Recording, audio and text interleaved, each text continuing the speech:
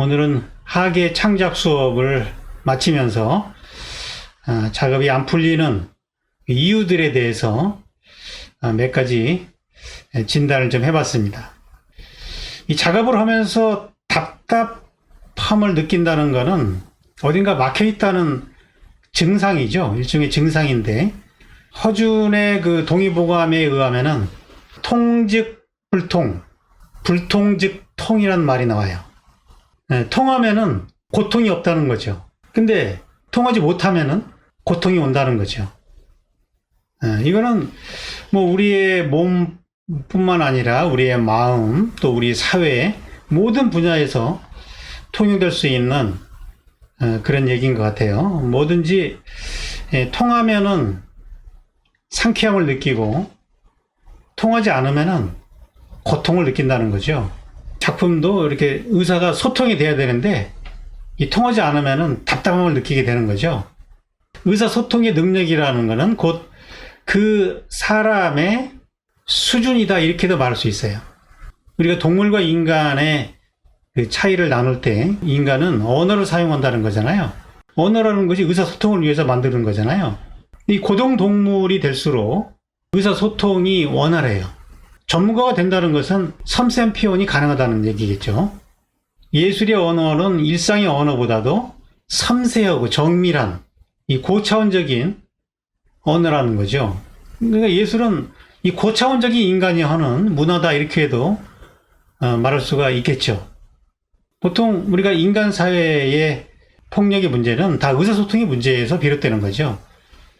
의사소통이 안 되니까 이제 주먹이 앞서는 것이고 이 폭력을 가하게 되는 거죠. 예술의 언어는 모호해요. 이 모호함이 내용이 심오해서 표현이 모호해지는 경우가 있고, 표현이 미숙해가지고 모호해지는 게 있다는 얘기예요. 예술은 모호하다 해가지고 그냥 주관적으로 막 하면 되는 건 줄 아는 그런 경우가 있는 것 같아서 이걸 좀 구분해야 되겠다는 그런 필요성을 좀 느꼈어요. 그래서 제가 의사소통의 그 단계를 3단계로 구분을 해봤어요. 첫 번째 단계는 배블링 스테이지, 옹알이 정도 번역이 되겠죠. 옹알이. 유아들이 생후 한 4개월에서 7개월 정도 되면은 이제 말을 배우기 시작하기 그 직전에 이런 옹알이를 먼저 합니다. 그래서 이 단계를 배블링 스테이지라고 제가 이름을 붙였는데, 이 아이디어는 라캉의 그 미러 스테이지, 이 거울 단계 이론에서 착안을 한 거예요. 라캉은 어린아이들이 생후 6개월에서 18개월 사이에 거울에 비친 모습을 보고 자기의 어떤 총체적인 모습을 지각하게 되는 거죠. 그건 이제 이미지를 통한 인식이죠.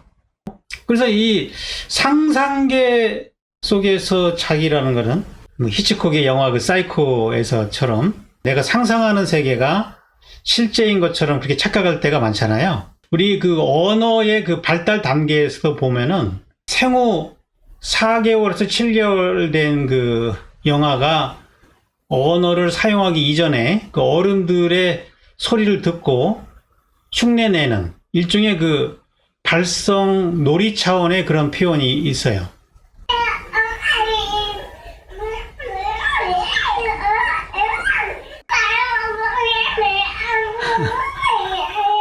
이 상태에서는 그 의사소통의 의도라든지 영향력을 의식하지 않고 그냥 막연한 생각이나 느낌을 주관적으로 표현하는 거예요. 그러니까 단지 어떤 기표의 유희를 즐기는 단계다. 기표라는 것은 어떤 소리라든지 조형예술로 말하면은 색이나 선이나 이런 것들이 어떤 구체적인 의미를 갖지 못하고 그냥 유희적으로 그림을 그릴 때 자기가 특별하게 어떤 메시지를 전하겠다 이런 생각이 없어요. 그냥 막연한 느낌을 그냥 표현하는 단계거든요. 그리고 이것이 다른 사람한테 어떻게 전달될 수 있을까, 그리고 어떤 영향력을 줄 수 있을까, 이런 것들을 생각하지 않고 그냥 즐기는 차원에서 그림을 그린다는 거죠. 이런 식으로 그림을 그리면은 보는 사람은 아까 이 옹알이 듣는 것처럼 뭐라고 말하고 하는데 구체적인 의미가 소통이 안 되는 거예요. 예?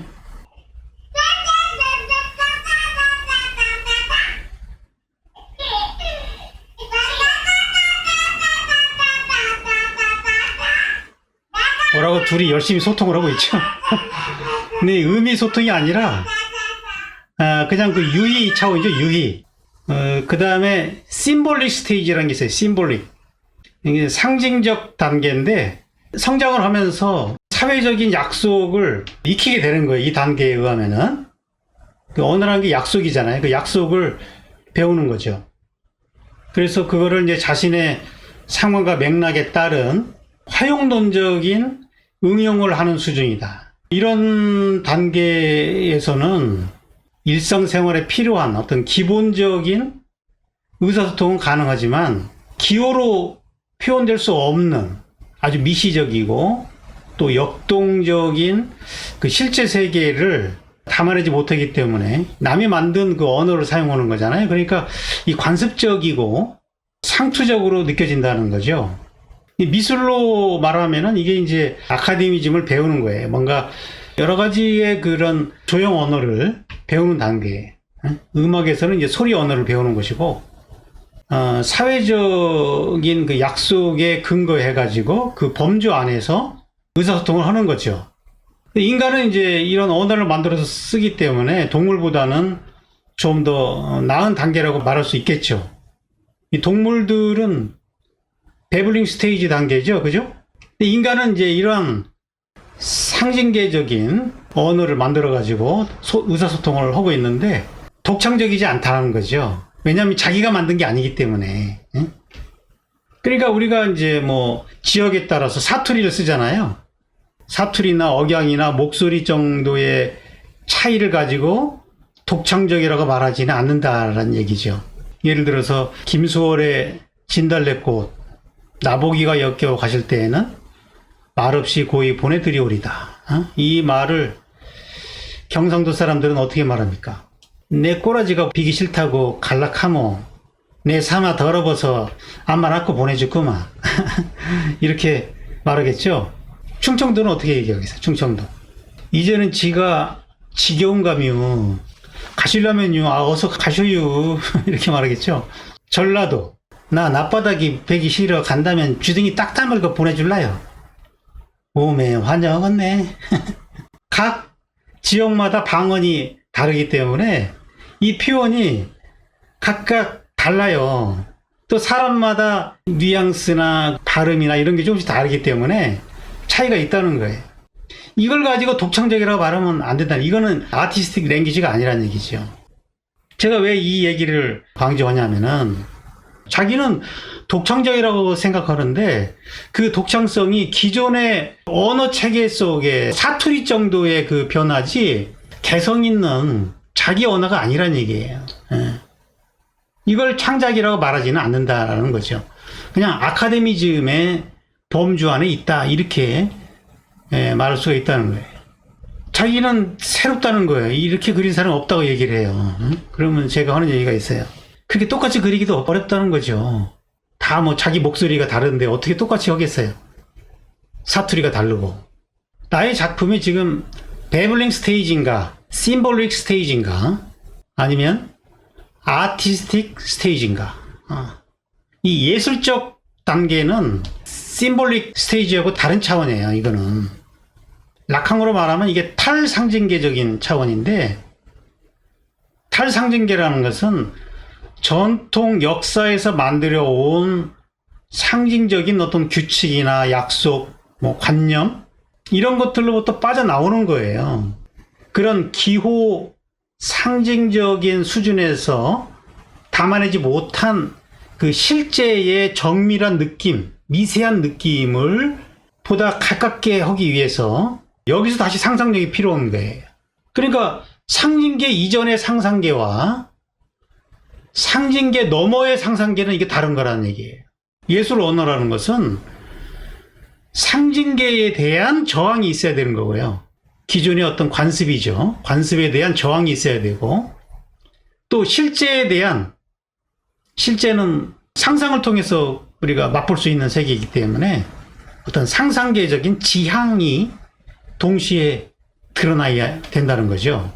이게 이제 예술 언어인데, 그래야 고정된 언어로 포착이 불가능한 대상의 실제 모습에 근접한 창조된 언어다, 이렇게 말할 수 있다는 거죠. 이거는 사투리 차원이 아니에요. 보다 정밀한 대상을 드러내기 위한 창조된 거라는 거죠. 그래서 이런 예술 언어는 사회적 약속이 전제되어 있지 않죠. 상징적인 언어는 사회적 약속이 전제되어 있잖아요. 그러니까 그 범주에서 의사소통이 이루어지는 거지만, 이런 예술적 언어는 그런 게 전제되지 않기 때문에 낯설고 의사소통이 제한적이에요. 그 단계를 경험한 사람은 그거를 저게 저 표현이구나 라는 걸 느낄 수 있어요. 근데 이제 그 경험이 없는 사람들한테는 의사소통이 어렵게 되겠죠. 그래서 의사소통이 제한적이라는 거예요, 예술 언어는. 그러나 대상에 대한 어떤 새로운 관점을 의식하게 만들어준다는 거죠. 의식. 우리가 의식하지 못하고 무의식적으로 지나가는 것들을 의식을 하게 해주기 때문에 거기서 신선하고 감동이 느껴진다는 거죠. 그러니까 예술 언어의 적합성의 판단이라는 거는 실제 세계와의 관계에서 이루어지는 거예요. 이 실제 세계는 이게 이제 동양으로 말하면 도입니다. 도. 도가도 비상도라고 말하잖아요. 그 도라는 거는 어떠한 형식으로 붙잡을 수가 없는 거예요. 끊임없이 상호작용 속에 변해가고 있는 과정 중에 있는 거기 때문에 붙잡기가 불가능한 거겠죠. 언어로 붙잡을 수 없는 게 도예요. 그런 어떤 실제에 대한 경험과 체험이 거기에 근접한 어떤 형식을 창조하게 만든다는 거죠. 누가 그런 실제에 대한 경험을 토대로 거기에 적합한 언어를 창조할 수 있는가? 그런 문제로 작품성을 우리가 판단해야 된다는 거죠. 자, 그래서 나의 언어 표현의 그 수준이 배블링 스테이지냐, 심볼릭 스테이지냐, 아티스틱 스테이지냐, 이것을 한번 생각해 볼 필요가 있다는 거죠. 근데 우리가 착각하기 쉬운 것이 배블링 스테이지와 이 아티스틱 스테이지가 둘 다 주관적이라는 거예요. 그래서 이제 둘 다 모호한데 이 모호함이 수준이 다르다는 얘기예요. 배블링 스테이지에서는 그 모호한 이유가 언어 표현의 미숙함에서 오는 거고요. 언어를 배우지 안 해가지고서 오는 그냥 유희로 막 하는 거기 때문에 그래서 이제 의사소통이 안 되는 거고, 이 아티스틱 스테이지에서는 고차원적인 실제 세계에 근접하게 가려다 보니까 우리가 익힌 약속과 관습을 넘어서 있는 내용을 다루기 때문에 모호하다는 얘기예요. 예술은 이런 모호함을 추구한다는 얘기예요. 그냥 아니다 하면 되는 것을 이걸 좀 설명을 좀 자세하게 해줘야 될 것 같아서 이런 단계를 이렇게 나눠봤어요.